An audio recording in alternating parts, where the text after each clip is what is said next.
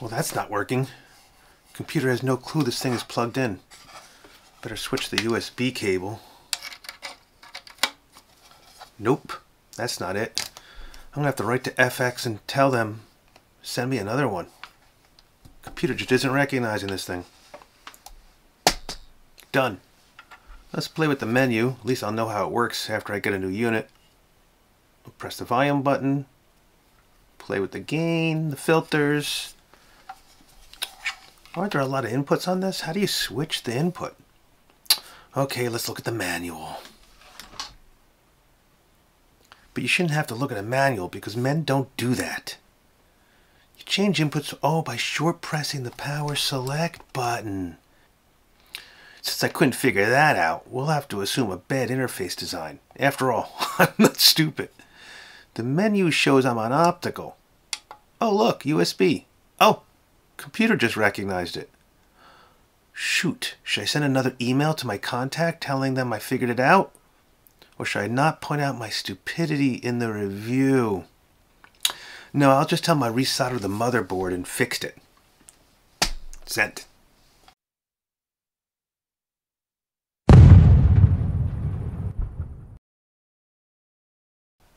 So let's first take a look at the unit. Very clean, compact design.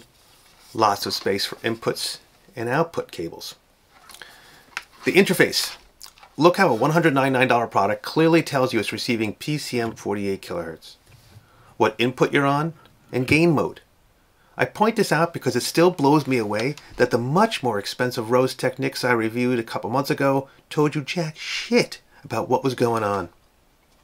Sorry for the people who work at Rose Technics, but that product 100% deserved the infinite rating it received. Okay, back to FX Audio. Except for the learning curve about selecting inputs by using the select button. No, Helmholtz, I'm not stupid. Oh, you knew it right away and didn't say anything. Just because what? You were timing how long it took me to figure it out? There's no way it was 12 hours. The people watching this video saw my reenactment. It only took about 20 seconds, not 12 hours. Sorry everyone, Helmholtz had to go to a timeout. Helmholtz thinks he's smarter than me because he was potty trained only in a day. It took me 12 years, but my mom says it's very normal for 12 years for audiophiles. Now the DR07 also includes this great little light here for the people who want to know they're wasting their money with MQA encoded music. One great feature of the DR07 is the auto setting. Automatically switching to headphones when one is plugged in and back to the line output when you pull the headphones jack out. This might not seem important to some of you, but I switch a lot between headphones and speaker outputs, and not having to play around with this interface is a big time saver for me. So I'm now demanding all companies add this feature or suffer a drop in their infinite rating. No red wine without this option, or at least a one-button solution. Let's take a look at the remote. Very generic looking unit, and the light on the top in the corner never came on. Maybe I got a defective unit, but the rest of the remote functioned well. But this is a generic remote, not designed specifically for the DR07. You will see there's an EQ button. How exciting! Except it doesn't do anything because the DR07 doesn't have any EQ. Does the amp button change gain? No, it doesn't. Yeah, a DAC button so you can change the DAC filters. Sorry, DAC button doesn't do anything either. Guess what? The player button, that doesn't do anything either. As far as volume control, well, that is labeled volume plus and volume minus.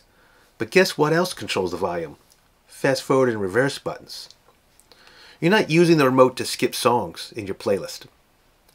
However, the input button, that does work.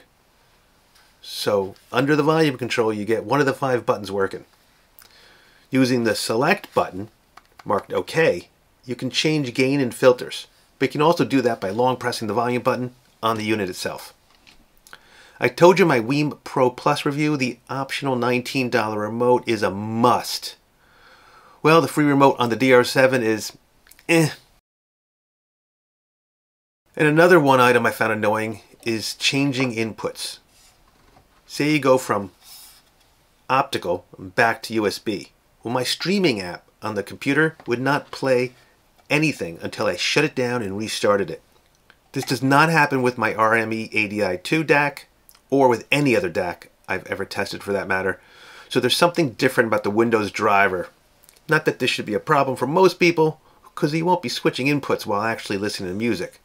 But if you do click the input button on the remote or select button on the unit, note that your streaming app may stop and not respond when going back to USB.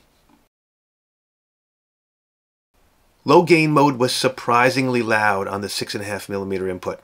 It's not often you get all the power you want in low gain mode. But remember, my low impedance Dan Clark headphones are easy to drive, so your mileage may vary.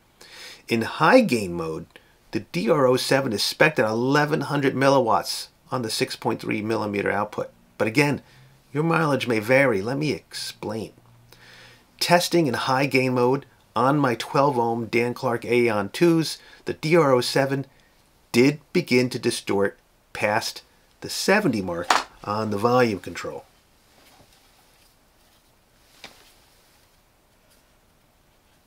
By the time I got to 80, distortion was terrible. I switched to my RME ADI2s on the same track to be absolutely sure the distortion wasn't from my beloved headphones themselves. It wasn't.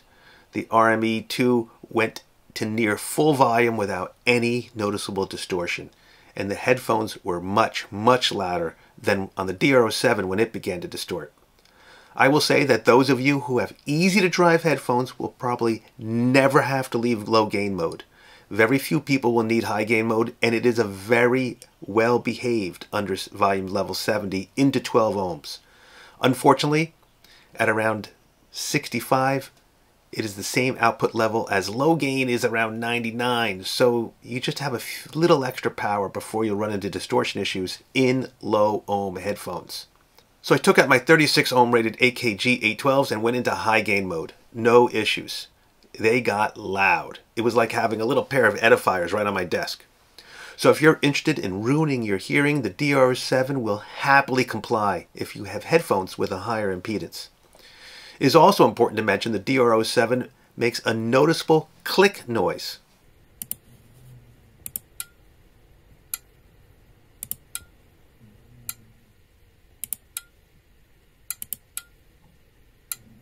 When it loses an audio signal.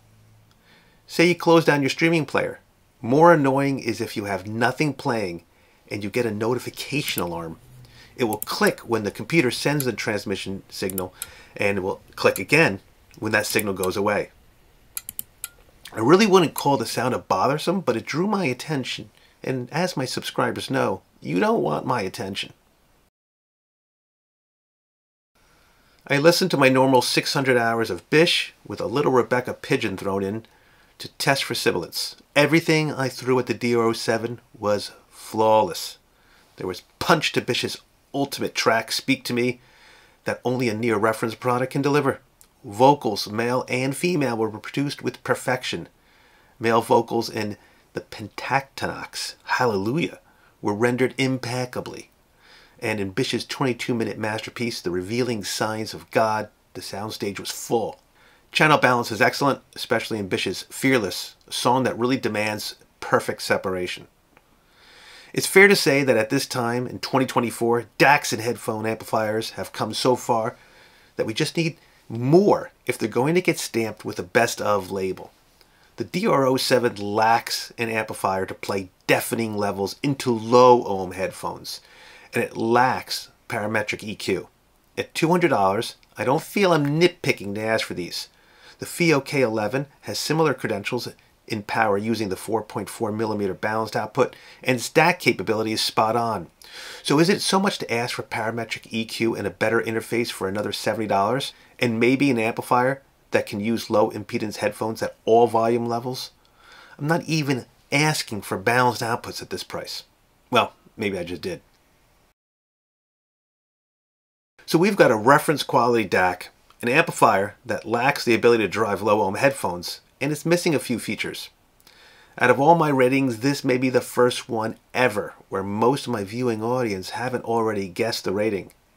Yes, the DR07 is getting a good Merlot, specifically a 2020 bottle of Han Merlot, paired with a medium rare steak. The strip steak is served with no accompaniments, much like the missing features on this unit. And the Han Merlot, while it would be best paired with a meat lasagna, lacks the body to handle the strength of the strip steak. My reviews may seem harsh to many of you, so I wanted to use this opportunity to make it clear that I really like the DR07. But harping on weaknesses, in my opinion, will push manufacturers to focus on tweaking their designs, which will hopefully bring us to a point where we pick products solely on looks and form factor. Anyone with headphones with an impedance greater than 30 ohms who don't need balanced outputs and use software PEQ will be very happy with the FX-Audio DR07. Thanks for watching this episode of the Scientific Audiophile. Please like, comment, and subscribe so you'll be aware when our next video drops.